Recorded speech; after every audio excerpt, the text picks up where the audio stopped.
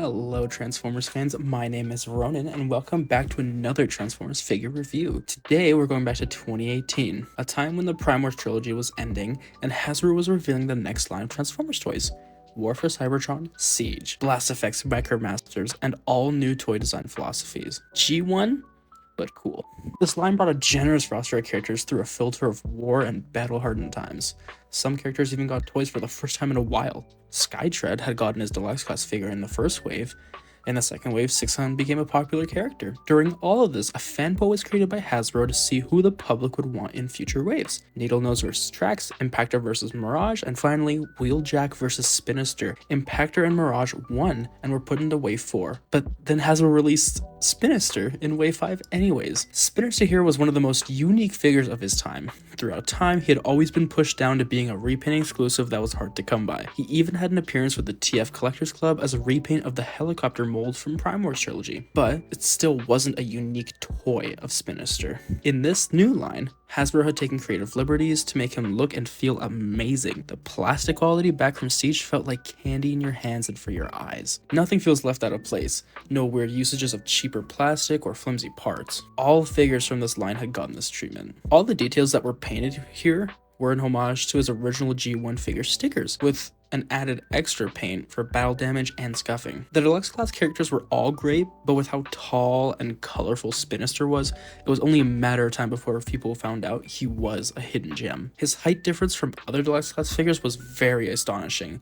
Even without the tail rotor and blades of the helicopter, he was still massive. The choice to go with two separate cockpits rather than splitting one in half was very risky, but it turned out to be one of the popular parts about him. The torso and back are perfect, not sticking out too far, but being bulky enough to give him some weight, and I just love how the cube was used to be imposing rather than being a detriment. He came with two blasters that were supposed to pay respect to his original Target Masters, Singe and Hairsplitter. Surprisingly, you can obtain the modern versions of these Target Masters, Singe being a regular retail figure back then, while Hairsplitter, now Shroot, was packed with Skywarp in an Amazon exclusive box set. I don't own them, but maybe one day I'll find them. Posing here was and will always be amazing. Compared to some other figures from the Siege line, he had top-notch posing.